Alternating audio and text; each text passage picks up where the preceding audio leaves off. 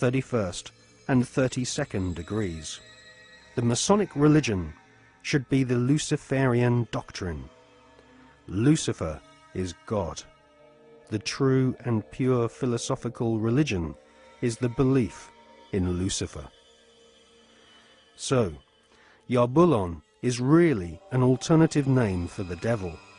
The last syllable, on, is a code name for the ancient Egyptian god Osiris, who was the god of the dead.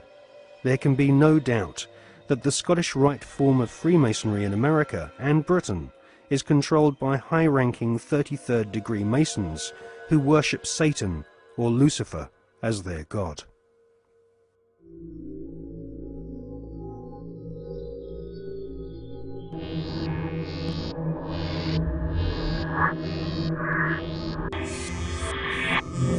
We're talking about occultic forces. We're talking about the five-pointed pentagram, which was used by satanic worshippers for thousands of years. If you take the 5 points off of a five-pointed star or a pentagram, you have left in the middle a pentagon. The pentagon is directed toward the North Star because, according to the ancient Babylonians, that's where you gathered power from the gods of the North in war.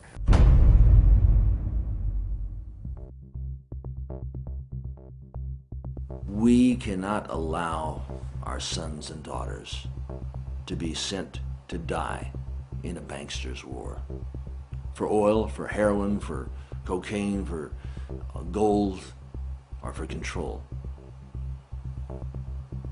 Sun Tzu, the great strategist of war, said that all confrontations are won before the battle begins. There has never been a battle that has been won defensively. But we must prepare by becoming self-sufficient. We must prepare to do that which has not been done before. Once identifying the enemy, they have to be routed out.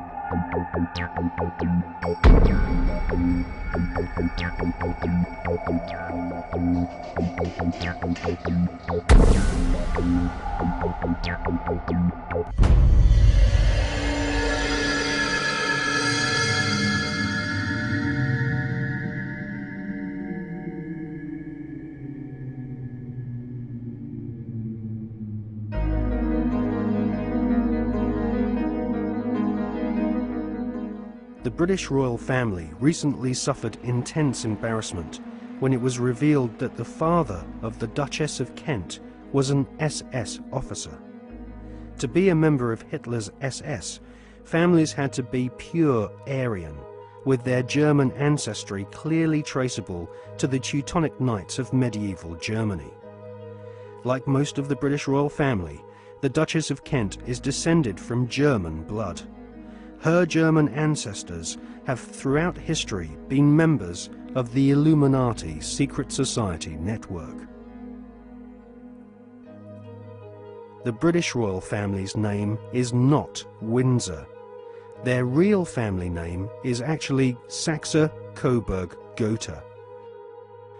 In his book, The Forgotten Monarchy of Scotland, His Royal Highness Prince Michael of Albany publishes ancient heraldic documents which expose the true lineage of the British royals. Ancient heraldic documents suggest that the British royal family's lineage comes from ancient Hebrew or Jewish tribes of the Old Testament. During the reign of Queen Elizabeth I, she referred to England as Israel or Jerusalem. According to the Masonic reference works that you can get in any library, the, the Freemasonic orders of Europe said that there was a little ideologue, a little spiritual entity that gave the knowledge to what the Masons call our hidden masters.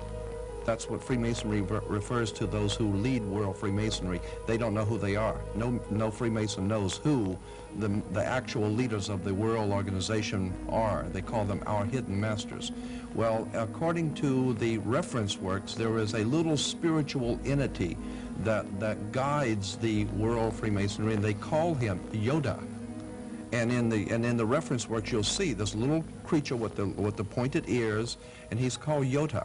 Yoda goes back to Judah, or Judah, which goes back into British Israel World Freemasonry, going back to the time of the founding of England, and that's why they're today called British. The British, it's a very big difference between being English and British. Brit is Hebrew for contract or covenant, and Ish means man in Hebrew.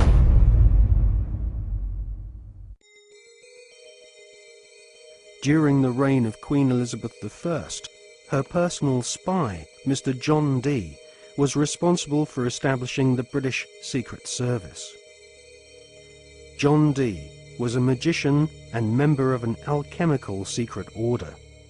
He is thought to be the author of the ancient Voynich manuscript, which is now owned by Yale University, and is kept under lock and key just a few yards away from the headquarters of the Skull and Bones Secret Society.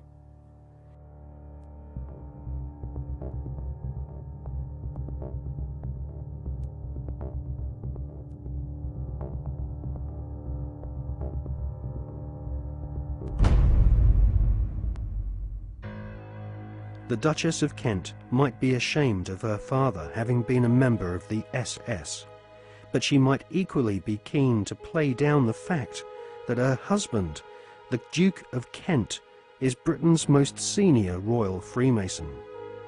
The Duke and Duchess of Kent live at Kensington Palace, which is home to the Royal Alpha Masonic Lodge. The Royal Alpha Lodge was established by the Duke of Sussex after he became Grand Master of United Grand Lodge in 1813. One of its most eminent members was the physician in ordinary to Queen Victoria, Sir William Gull, who Stephen Knight claims was responsible, along with several other eminent Freemasons, for the Jack the Ripper murders in Victorian London. Suitably, members of the Royal Alpha Lodge at Kensington Palace are called Princes of the Blood Royal.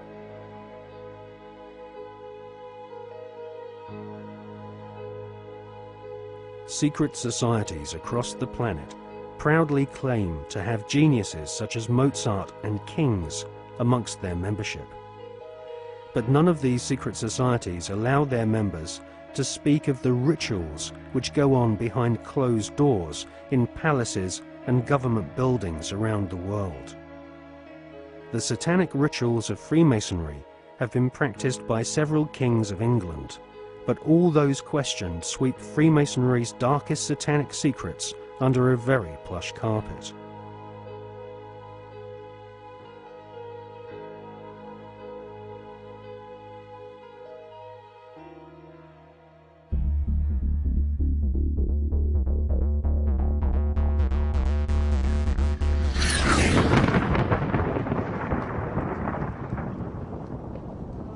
Hawati en Tawi, Tim Jafar Kau, Tarpin Mawf, Muef, Taif, Sem F, Menemenet F Nebet, Hayat Nebet, Henenet Nebet, Jedefuet F, Awet F, Haset, Semawu M Sanut.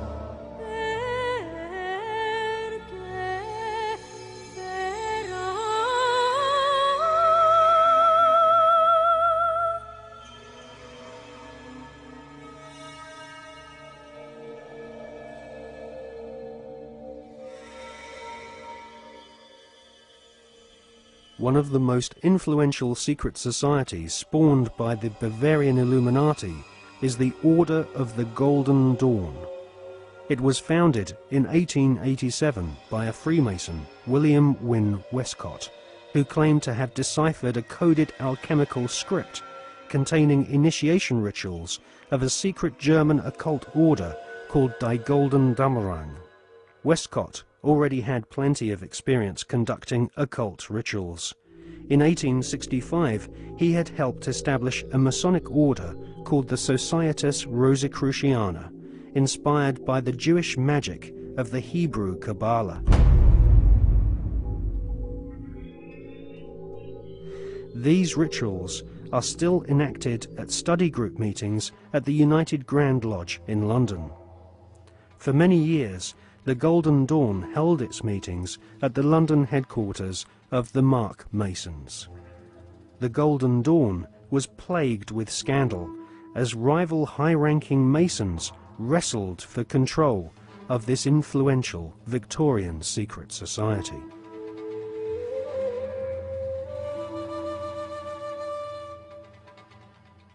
In 1891, Westcott lost control of the Golden Dawn to another high-ranking Freemason magician called MacGregor Mathers. Together with the poet W.B. Yeats, they devised new magical rituals and initiated the senior members of Britain's aristocracy. In 1903, control of the Golden Dawn was yet again seized by another Freemason called A.E. Waite. The rituals of the Golden Dawn were similar to ancient witchcraft. At the Old Bailey in 1901, two Golden Dawn associates, Mr. and Mrs. Horos, were tried for rape. They had used the Golden Dawn initiation ceremony to beguile their teenage victims. The Golden Dawn was nothing more than Freemasonry with added semi-satanic and sexual mysteries. The Golden Dawn still survives to this day. In 1987, a conference was held in London to commemorate the centenary of the Golden Dawn's conception. The conference was organised by the Hermetic Research Trust, whose trustees include the Marquis of Northampton, who is a prominent Royal Arch Freemason. Satanists do not take part in certain rituals with certain sounds in certain places and certain colours and certain verbal statements. They don't do it because, oh, that'd be nice, let's say that, and then shall we have a bit of red, or what do you think? No, it's done because everything in this reality is vibration. Consciousness in this reality is vibration. Everything is a vibrational field. This is how astrology works. When we're born, where the planets are, they're sending out vibrational projections that are affecting the vibrational field that we are born into, and that's why we are affected differently at different times of the year. Therefore, they understand this, and they're manipulating these vibrational fields all the time to manipulate us. And so these rituals are just a pageant. It's like the Freemasonic rituals. You know, you talk to Freemasons, the vast majority of Freemasons not trying to manipulate anyone, not on a mass scale anyway. And they'll say, so what about these rituals, mate? Oh, I don't know.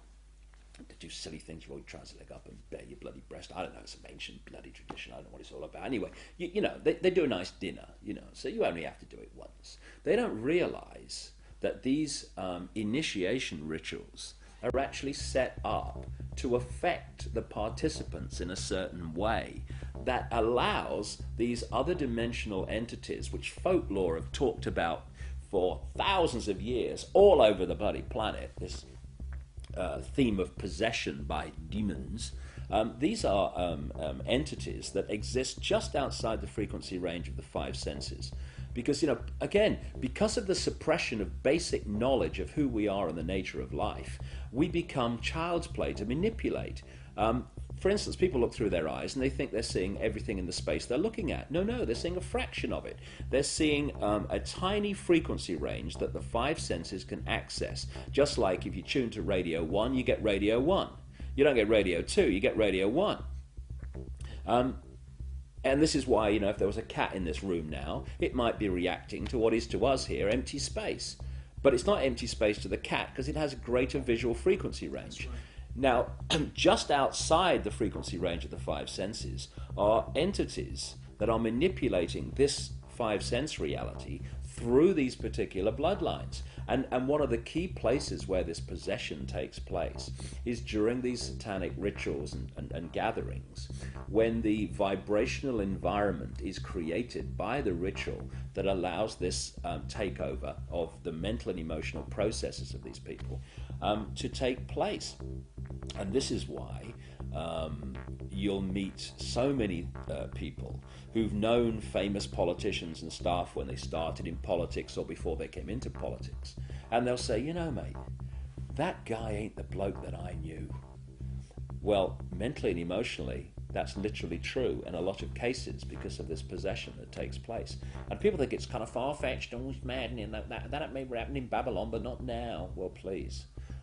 That very thought is the greatest defense mechanism this grotesque conspiracy has to protect it.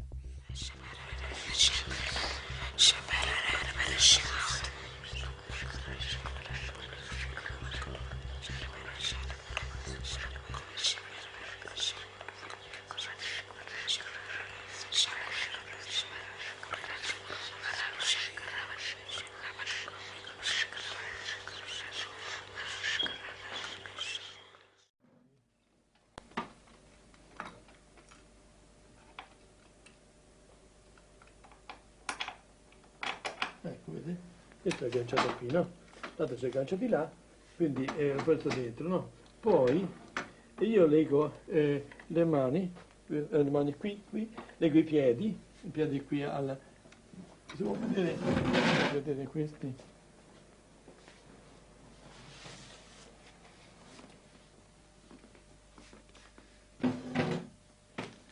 E questo generalmente si può legare il braccio, vedete? Può legare il braccio di qua di là e i piedi lo stesso a questo tappiola qui. Dunque, e qui c'è questa cinta perché sono terribili. Questa qui per legare alla vita in modo che non si muova. Entonces, mettere questo braccio, vedi, sotto, vedi, qui c'è, ecco, si ferma in questo modo, si ferma, altrimenti non si regge, e rompono tutto. Dunque, tutto questo, adesso vi faccio vedere cosa sono capace di fare queste qui. Questo può essere una ragazza che avanti, questo è d'acciaio, questo corrisponde a questo qui, no, corrisponde, vediamo qua, ne passo una qui dentro, se lo troviamo, questo sarebbe questo, vedi come l'ha ridotto? È difficile poi con le mani, non è possibile, l'ha visto? Il demone è pure dell'esorcista. L'esorcismo è lui che ha paura e non abbiamo paura noi. E sono contento di dare botta al demone. Quando mi dice il demone chi sei, io devo domandare, Satana. Ah, ora mi sei capitato. Adesso ti ho dato un sacco di botte. Dunque, e quindi è lui che grida. Perché quando grida la persona, ci sono dei gridi qui delle suore che si sentono forse fino in fondo, fino alla strada si sentono. Dunque nel giardino. Ma non è certamente la persona che grida, ma è il demonio che sente queste botte, diciamo così.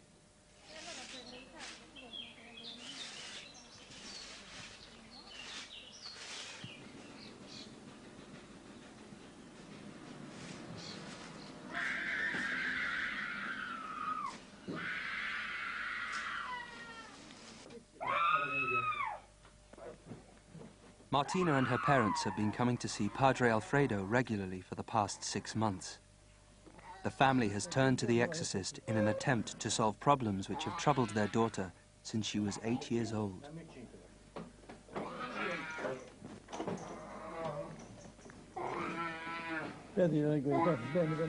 Although Martina comes to the sessions willingly, as soon as she enters Padre Alfredo's bunker, she suffers a violent reaction. For her own safety, she has to be restrained before the exorcism can begin.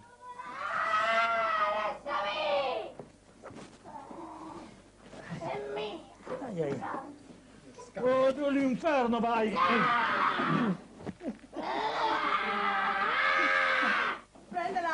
padre, prendo l'acqua, Aspetta, prendo aspetta. l'acqua. Prendo l'acqua. Sì, non ci ho pensato, ma L'acqua. non ci ho pensato. L'acqua. Sta buona?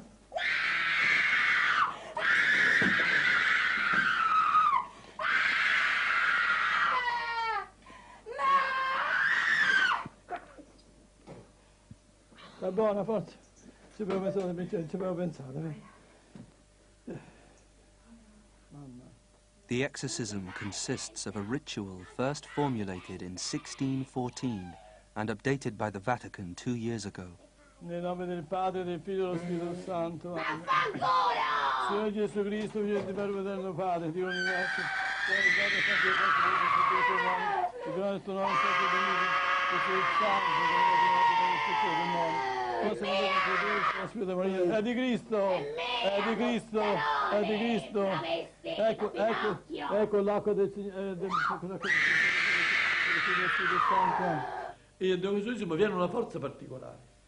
Dunque ho notato questo, a volte il demonio, siccome l'esorcismo sono come fosse uno bastonate, picchia il demonio, no? Mette l'acqua santa per la mano, mi brucia, mi sono accorto di questo. Il demonio è furbo e cerca di parlare per riposarsi. Avete visto mai i pugili? Quando si danno i pugni, a un certo punto si abbracciano, si riposano,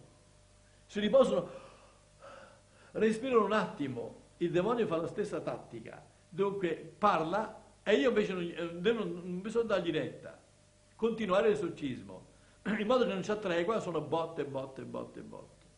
Ave Maria, piena di grazia, il Signore è con te. Tu sei benedetta fra le donne, Mourinho. Ave Maria, piena di grazia, il Signore è con te. Tu sei benedetta fra le donne, benedetta Santa Maria, ma libera, ma Maria, no, maligno, è Cristo più forte. Cacciali via, no. Di la verità. Di la verità a questa signora. Esiste o non esisti tu? Il demonio esiste o non esiste? Esiste il demonio! Come fa a dimostrarlo? Come fa a dimostrare che esiste? Le guerre, tutto!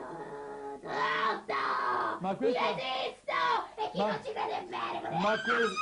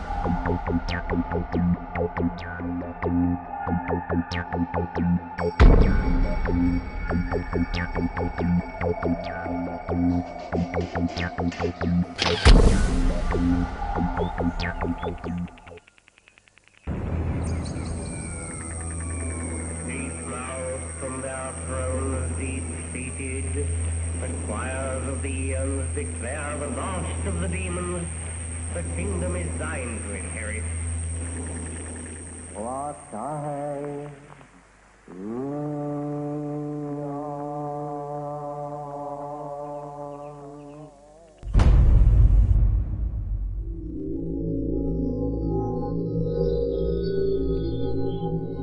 The Golden Dawn's most notorious member was a self-confessed Satanist, Aleister Crowley, who styled himself as the Beast.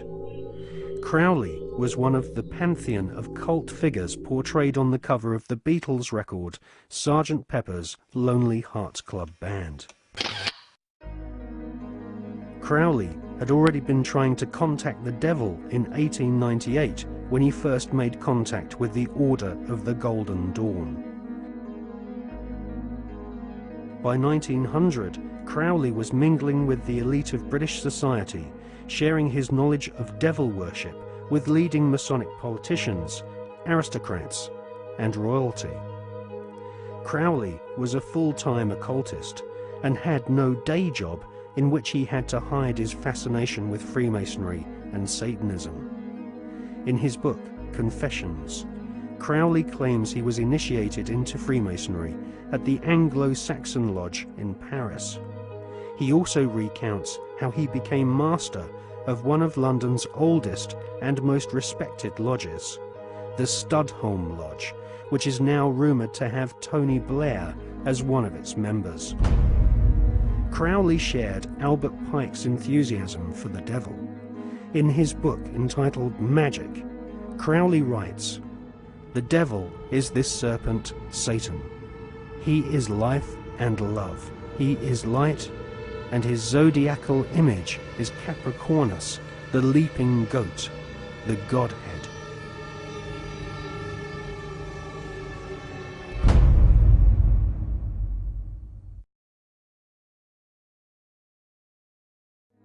Secret societies often portray the Goat of Mendes sitting in the Baphomet position. A statue of George Washington himself, a high-ranking Freemason, shows one of America's founding fathers sitting in the same occult posture as Crowley's goat-headed devil.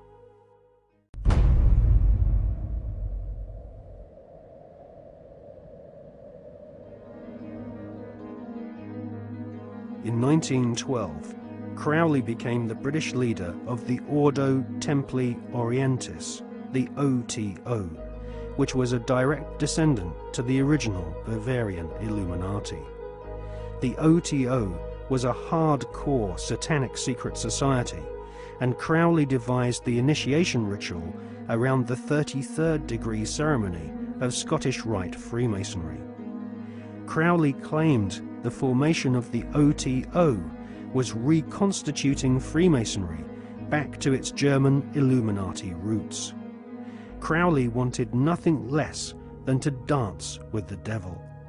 He was impatient with the politeness of Masonic ritual. He described basic Freemasonry in the lower ranks as a sinister association for political intrigues and pirates.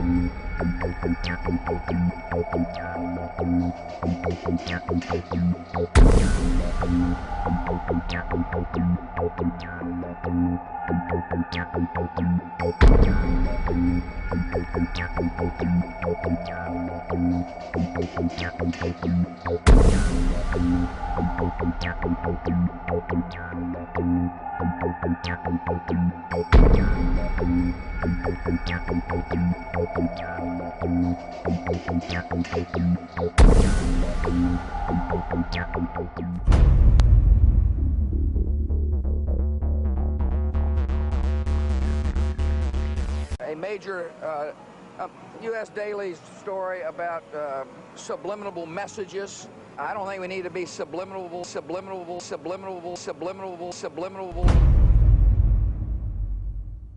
Television is a massive mass hypnotist to the global mind.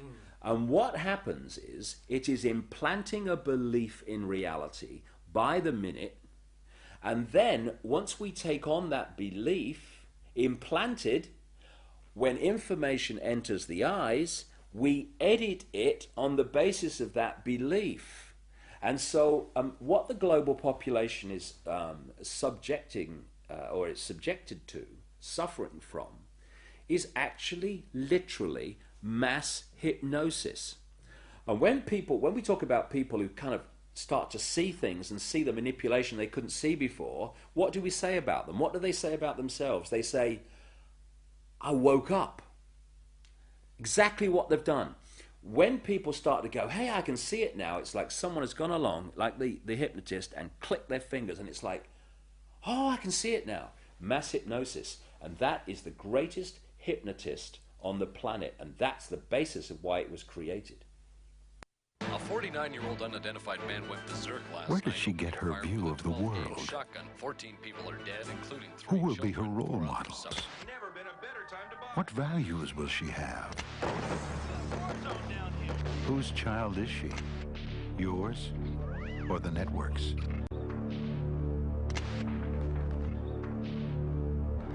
Take back your children. Turn off the TV. And when you start to research the subliminals in advertising and television, what staggers you is not what they do and what's there, but the scale of it. I mean, it's like our consciousness is being hit by an explosion of this stuff. Because you see, this is another interesting point.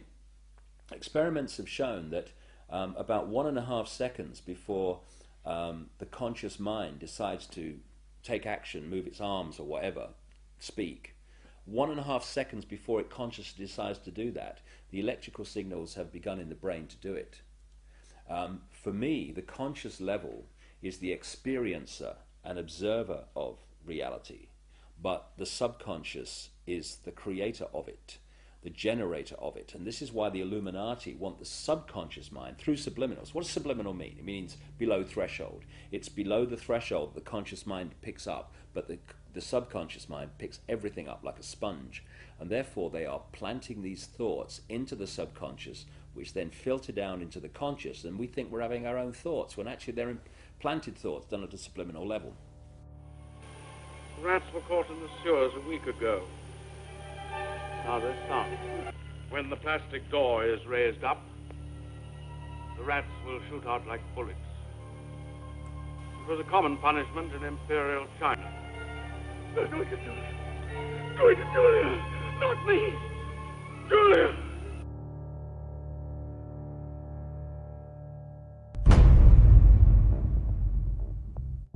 And of course this is being used, this subliminal manipulation, in politics. I mean, of course we had that incident during the Bush-Gore farce of an election, when an anti-Gore political broadcast for Bush, they put a subliminal in of rats while they were talking, but they left it up too long, and you only had to play the tape back slowly, a little slowly, and up come rats as some anti-Gore statement was being made.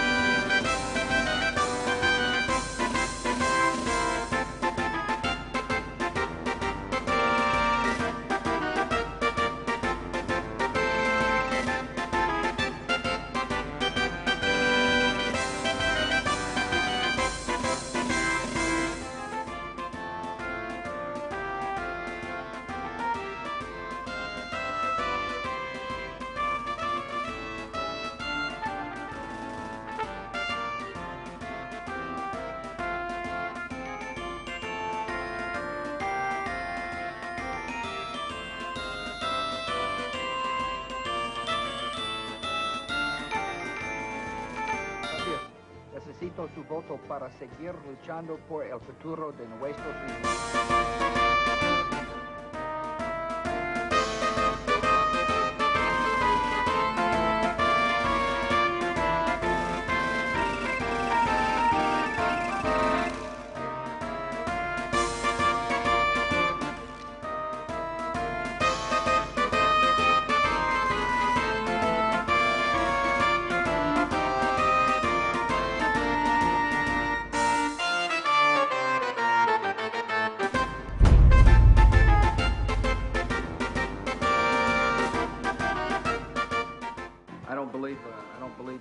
some of these states that they've called, like Florida. I just don't believe that. I don't believe we've got enough evidence to be able to call the state. We're doing better than we thought, and but I feel fine.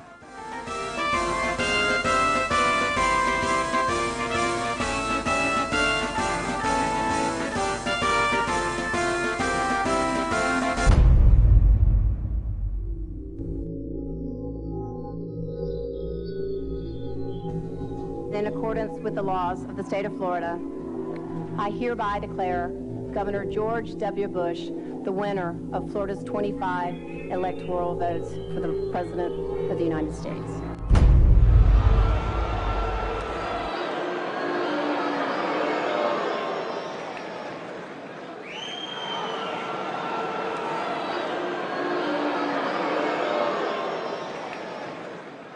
Now that the votes are counted, it is time for the votes to count.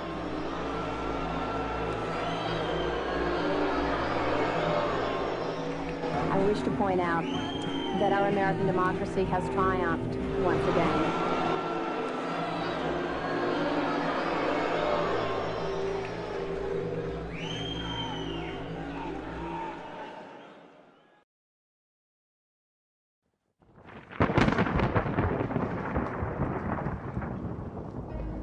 The Skull and Bones secret society was originally called the Brotherhood of Death.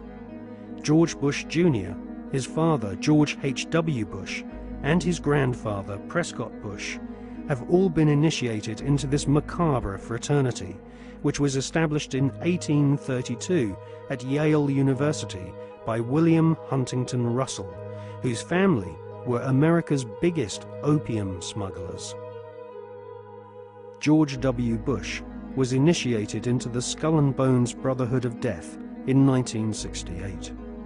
The ceremony took place at the Society's headquarters, which is a stone building with almost no windows. This mausoleum-type building is known as the Tomb. There is a small enclosed courtyard, an internal chamber where initiates lay masturbating inside a coffin, and a museum of artifacts held sacred by the Society's members, which are all called Bonesmen, regardless if they are male or female. Many of the artifacts inside the Skull and Bones headquarters have been stolen by its members. To prove their devotion to the Brotherhood of Death, Bonesmen have robbed graves, bringing human skulls and skeletons back to their tomb and placing them in glass display cabinets.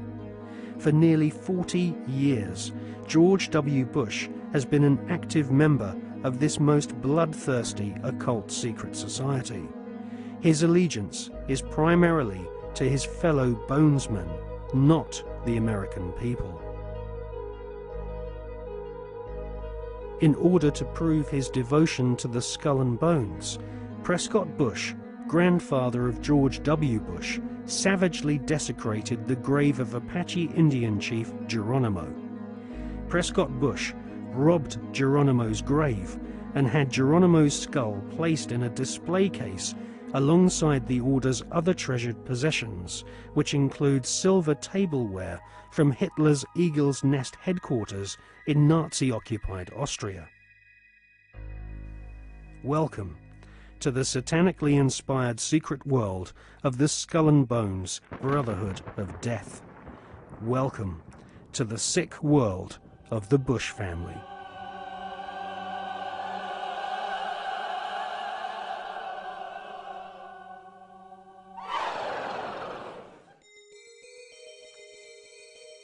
The Skull and Bones headquarters is on the campus of Yale University. Yale is home to several other lesser secret societies, including the Scroll and Key. Alexandra Robbins is an American journalist who has written a book about the Skull and Bones called Secrets of the Tomb. In her book, she traces the origins of this cult, which was funded from profits of the Russell Company in the early 1800s. The Russell Trading Company was nothing more than an opium trading empire, which, still to this day, is the corporate arm of the Skull and Bones secret society. William Huntington Russell had travelled in Germany during his student years and was befriended by a disciple of Adam Weishaupt's Bavarian Illuminati. Upon returning to the USA in the early 1800s, Russell used some of his family's opium wealth to fund the building of the tomb at Yale University. Russell initiated several of his fellow classmates, including Alphonso Taft, who would go on to become the Secretary of War and ambassador to Russia. Alphonso Taft's son became President of the United States, and so a time-honored tradition of hereditary membership of the Skull and Bones Brotherhood of Death was begun. We see this tradition continued to this day, with senior Bonesmen encouraging young initiates to marry into each other's families, their sons and daughters following in their parents' footsteps and becoming disciples of this most unholy of orders. In the Hollywood movie Brotherhood of the Bell, we see an initiation ceremony, which is a common occurrence on the campuses of America's elite Ivy League secret societies.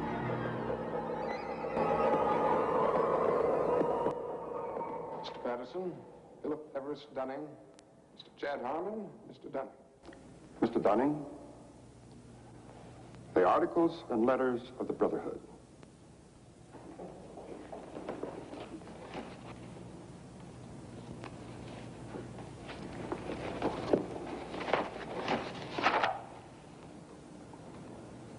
Do you swear that having been entrusted with these articles and letters since midnight this night, that you alone read them and did not communicate their content to any person whatsoever? I so swear. Having so sworn, are you now prepared to go forward? I am prepared.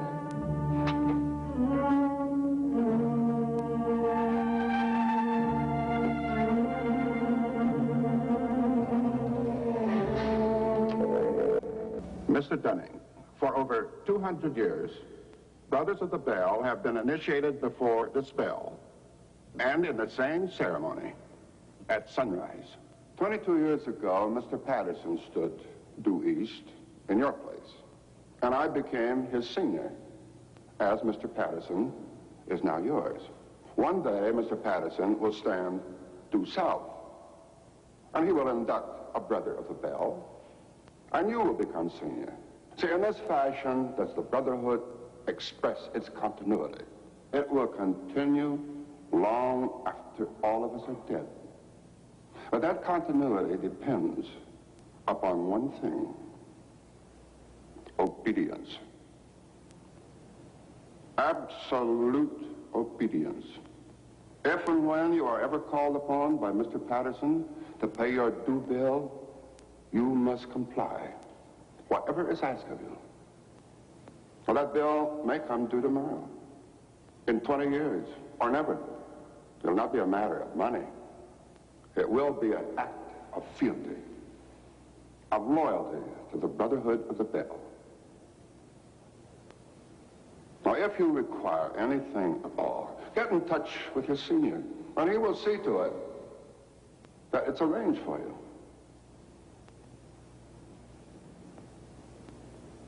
Are you ready for the oath? I am. The oath, gentlemen. I, Chad Dunning, do swear in absolute faith that I shall reveal no secret of the Brotherhood of the Bell, that I shall respect my brothers and myself, that I will act as they desire, secure their interests as if they were my own. And I pledge this, my honor, my fortune, and my life.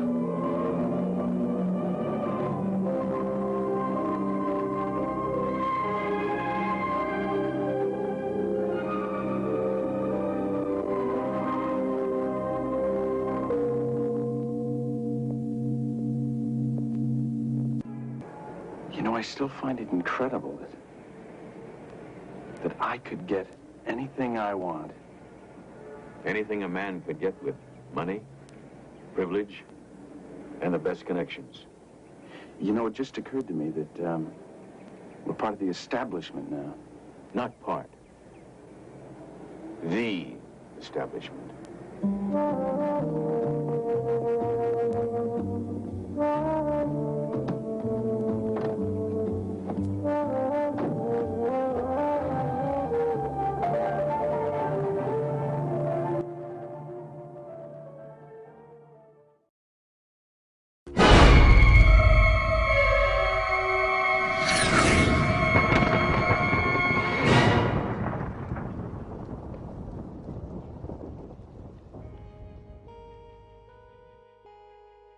In her fascinating book, American journalist Alexandra Robbins claims to have unearthed a skull and bones plan to dominate the world.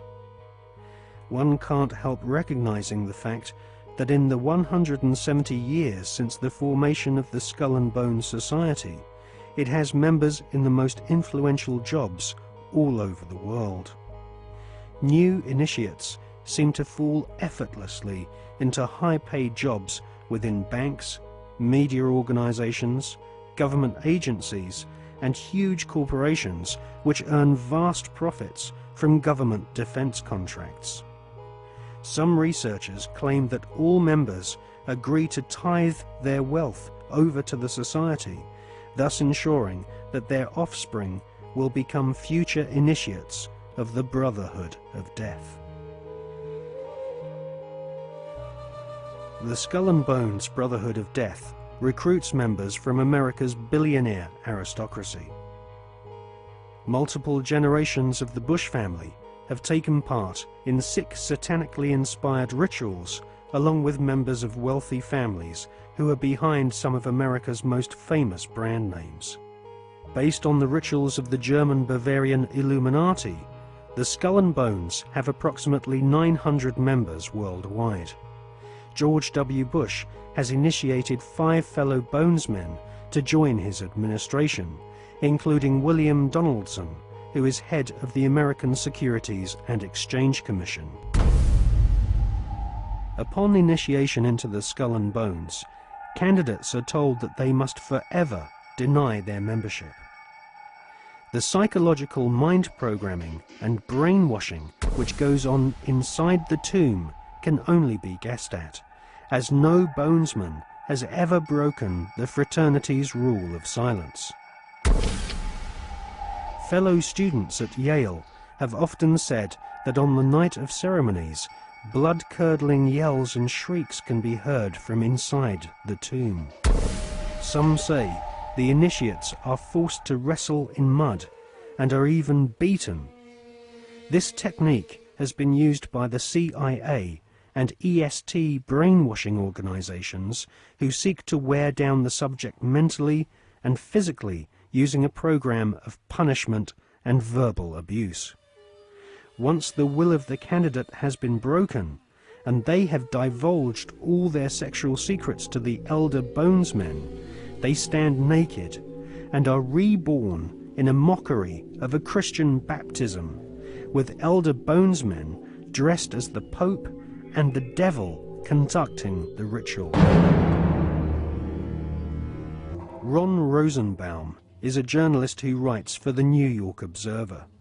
He secretly filmed an initiation ceremony from the top of a building near the Skull and Bones headquarters. Members of the order dress up as the devil, the Pope, and a kind of Don Quixote character.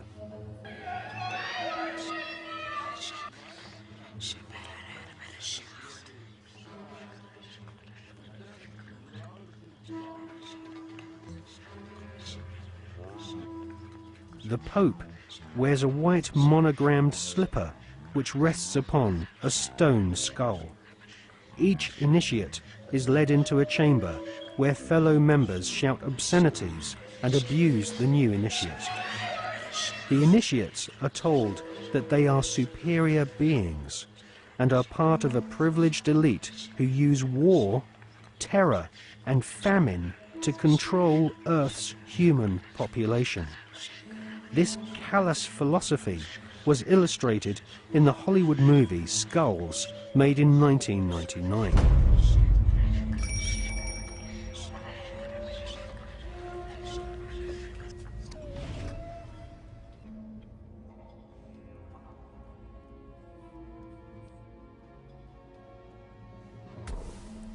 Over the years, there have been several break-ins at the tomb, which is the headquarters of the Skull and Bones at Yale University. The artifacts which have been found have included membership lists of another secret society which operates on the campus called the Scroll and Key. Now, it seems pretty obvious as we research this material that the Wolf's Head, Phi Beta Kappa, the Scroll and Key, and Skull and Bones are all different flavours of the same Bavarian Illuminati secret society.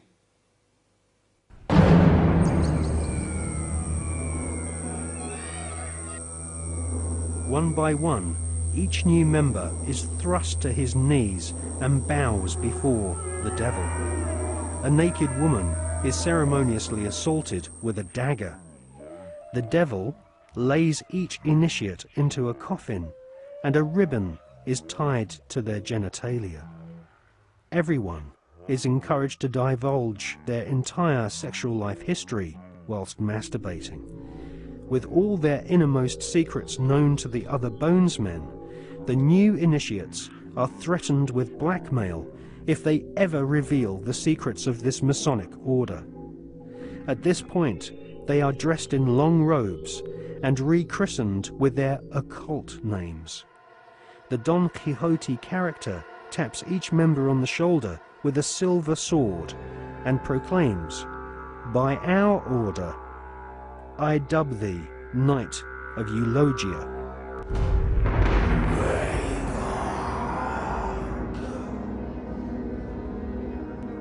We can exclusively reveal that George Bush Sr.'s occult name is Magog, which is the name of the evil army commanded by Satan to visit Earth and destroy the kingdom of Christ.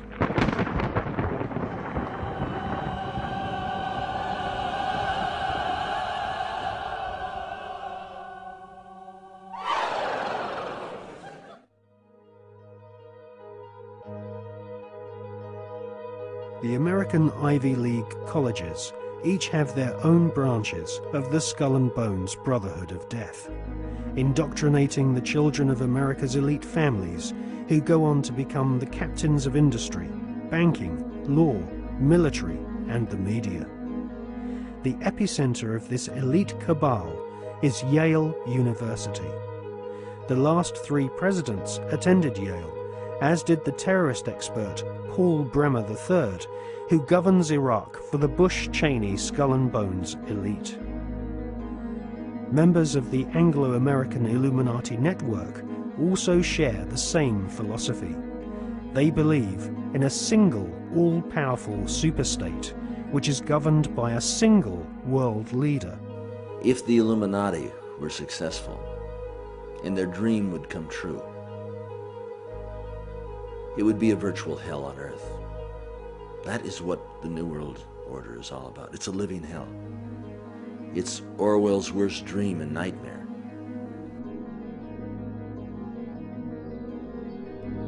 Well, to understand the philosophy of the Skull and Bones Society, you have to understand the philosophy of 18th and 19th century Germany with people such as Hegel. Now, the dialectic system, the dialectical political system, was not devised by Karl Marx. It was actually developed by Hegel, Fichte, and also contributed to by Kant. These German philosophers believed that you could create change in society by conflict. And this could be, for example, political conflict, the conflict between left and right. from this conflict, a new political system would come about, and this would be a synthesis of the two views. Now, that sounds pretty innocent, but in actual fact, the dialectical system is used in military combat as well. And Hegel's plan, which is being actually carried out right now, is to create conflict, to create wars. And through the creation of wars, several things happen. First of all, the companies which manufacture the missiles, the guns, the bullets, the uniforms, and all of the paraphernalia to do with warfare, all make huge profits. Secondly, there is a culling of the male population. Since the 1950s, we've had several reports from think tanks that feed information into the European Union, the British government, and also the American government, which are recommending depopulation. And there is several plans which we believe have been put in motion right now. And obviously war is one way of depopulating the planet. Now, in addition to creating false conflict and engineered wars, the Hegelian philosophical system, which is being followed by the Skull and Bone Society at Yale and also the group at All Souls College at Oxford University, the Hegelian system also requires complete and utter obedience from everyone in society. The idea of freedom, freedom of thought, freedom of the individual to choose what they want to do with their lives doesn't come into play at all under this German Hegelian system. In actual fact, Hegel says that the individual should be 100% obedient to the state, and the state should take on the image of God. Now, in the Hegelian system, the state is all-powerful, so we should ask ourselves, what is the state? Well, the state is the elite. The state is the royal, aristocratic hierarchy who are able to maneuver and live their lives in any way that they choose because they are super wealthy. Now, let's just talk about super wealth and super wealthy people. I can tell you now, after meeting quite a few of them, that they are very, very different to you or me. When I'm talking about super wealth, I am not talking about Puff Daddy who has allegedly 3 Bentleys. I'm talking about super wealth, family wealth, which was in the millions back in the 19th century. Now, when we look at this hierarchy of aristocrats and royal families around the world, we can see that they are the state. They are the people that the robots, I call them robots, the civil servants who run the machinery of the state. It is the civil servants who swear allegiance to this elite. When you join the British Civil Service, you do not swear an oath to serve the British people. You swear an oath to serve the monarch. It's the same when you become a spy. When you join MI5 or MI6 or any of the other DI or MI agencies, and there's many of them run by the British government, you are swearing allegiance to serve the reigning monarch, not the British people.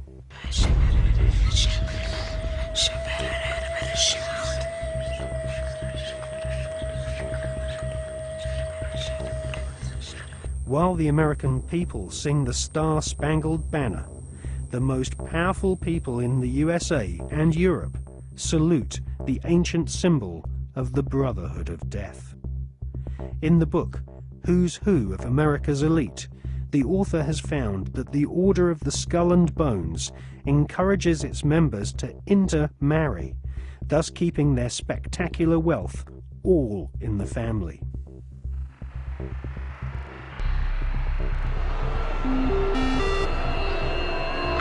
Good evening. Today, our fellow citizens, our way of life, our very freedom came under attack.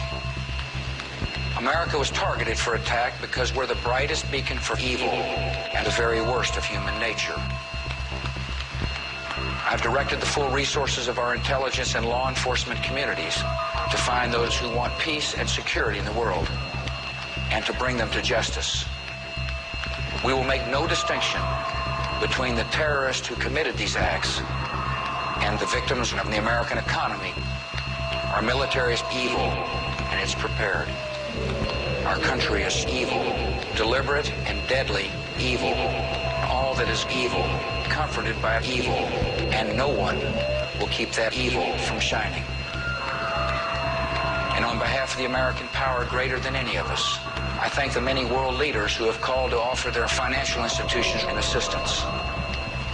America and our terrorist friends and allies join with all those who want despicable chaos and terrible evil. And we stand together to win the war against all that is good and just. None of us will ever find those responsible. Thank you. Good night. And God. Alive! It's alive! Now they will know why they are afraid of the dark. Now they will learn why they fear the night.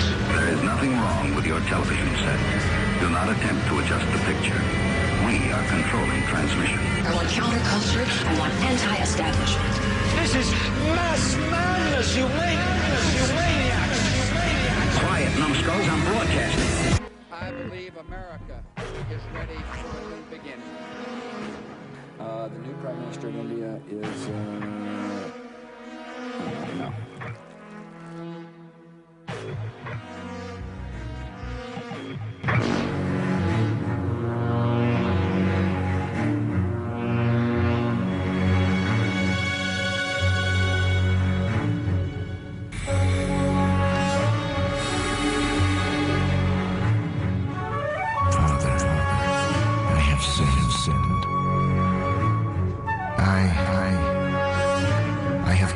Killed many people.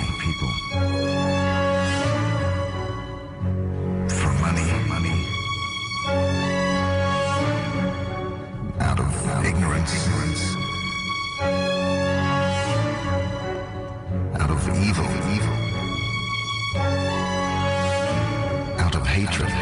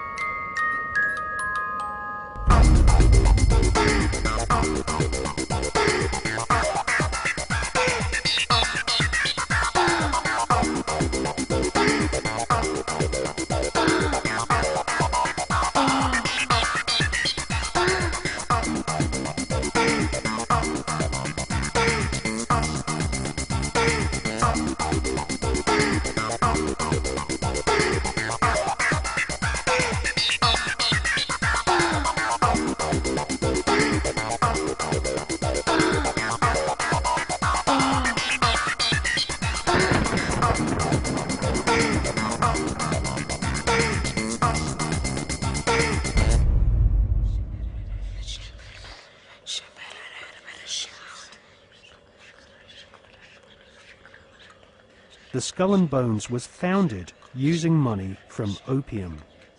Retired Colonel Bo Gritz is a 33rd degree Freemason who interviewed Viet Cong soldiers after the Vietnam War, who told him that George Bush Sr. and Richard Armitage were at the head of an opium trading gang during the Vietnam War. Afghanistan is the world's largest supplier of opium, and since the US invasion in 2002, the growing of opium poppies has reached staggering proportions, with money from the British government being used by opium farmers to plant gigantic fields of poppies. The BBC confirmed in April 2004 that since the invasion and occupation of Afghanistan by British and American forces, poppy production has reached an all-time high. Bonesmen have never had such an ideal opportunity to follow in the footsteps of their forebears and start smuggling opium. The American and British war machines are commanded by men who have all sworn allegiance to the blood-curdling murderous demon gods of the Illuminati.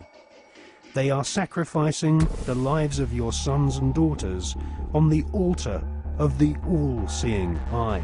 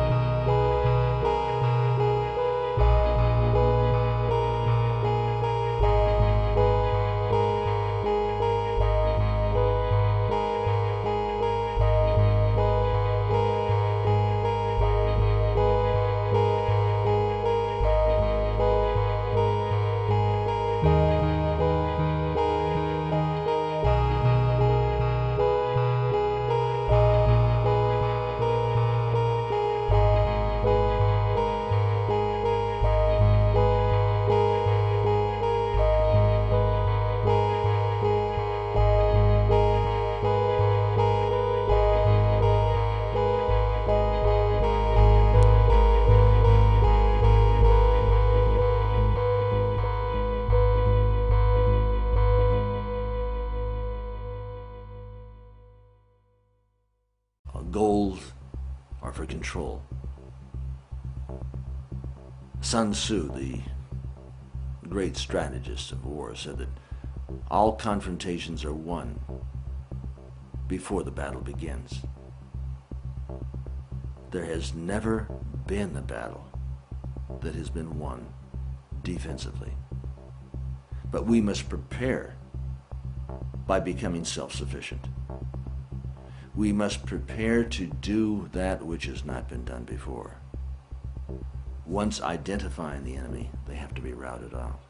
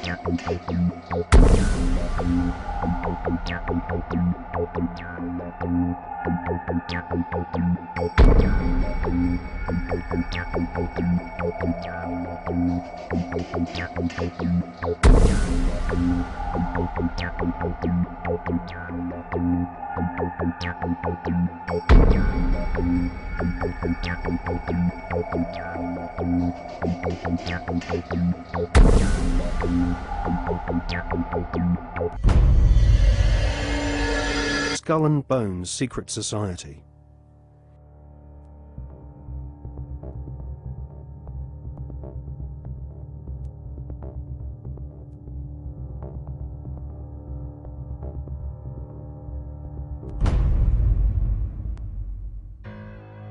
The Duchess of Kent might be ashamed of her father having been a member of the SS, but she might equally be keen to play down the fact that her husband, the Duke of Kent, is Britain's most senior royal Freemason. The Duke and Duchess of Kent live at Kensington Palace, which is home to the Royal Alpha Masonic Lodge. The Royal Alpha Lodge was established by the Duke of Sussex after he became Grand Master of United Grand Lodge in 1813. One of its most eminent members was the physician in ordinary to Queen Victoria, Sir William Gull, who Stephen Knight claims was responsible, along with several other eminent Freemasons, for the Jack the Ripper murders in Victorian London. Suitably, members of the Royal Alpha Lodge at Kensington Palace are called Princes of the Blood Royal.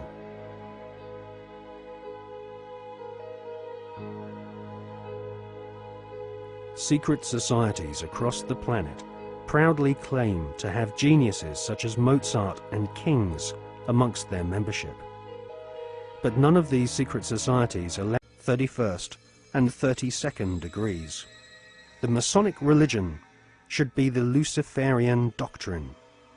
Lucifer is God. The true and pure philosophical religion is the belief in Lucifer. So, Yarbulon is really an alternative name for the devil.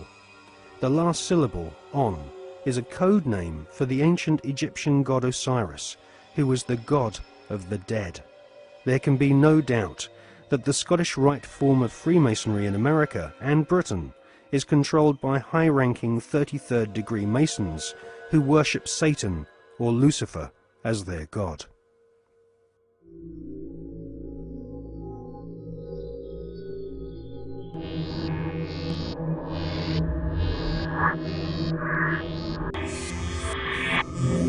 We're talking about occultic forces. We're talking about the five-pointed pentagram, which was used by satanic worshippers for thousands of years. If you take the 5 points off of a five-pointed star, or a pentagram, you have left in the middle a pentagon. The pentagon is directed toward the North Star because, according to the ancient Babylonians, that's where you gathered power from the gods of the North in war.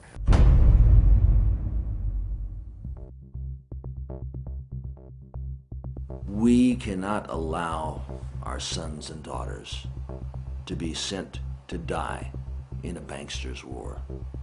For oil, for heroin, for cocaine, for...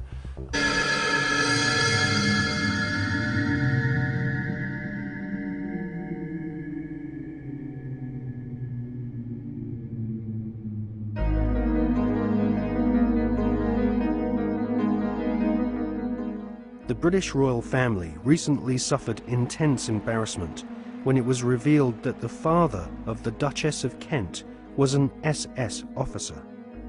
To be a member of Hitler's SS, families had to be pure Aryan, with their German ancestry clearly traceable to the Teutonic Knights of medieval Germany. Like most of the British royal family, the Duchess of Kent is descended from German blood.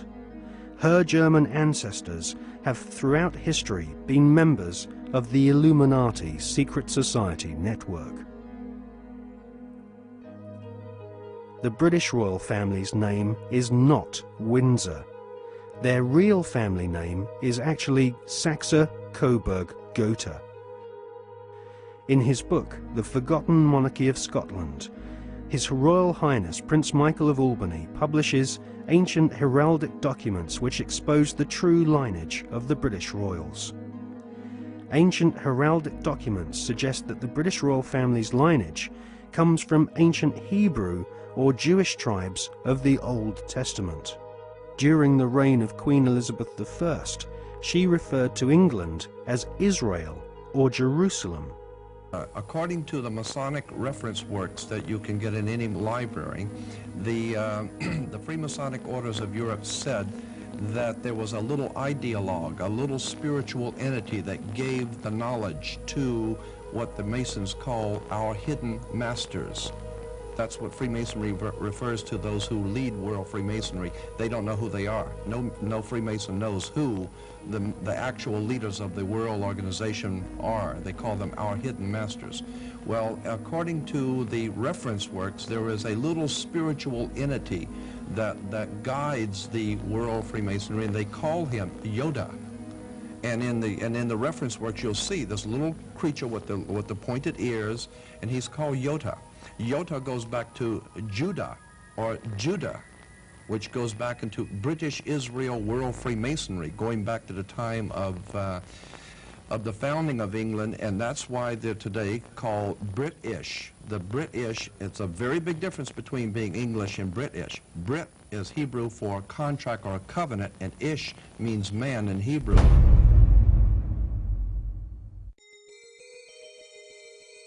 During the reign of Queen Elizabeth I, her personal spy, Mr. John Dee, was responsible for establishing the British Secret Service.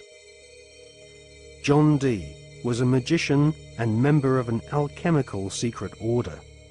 He is thought to be the author of the ancient Voynich manuscript, which is now owned by Yale University, and is kept under lock and key just a few yards away from the headquarters of the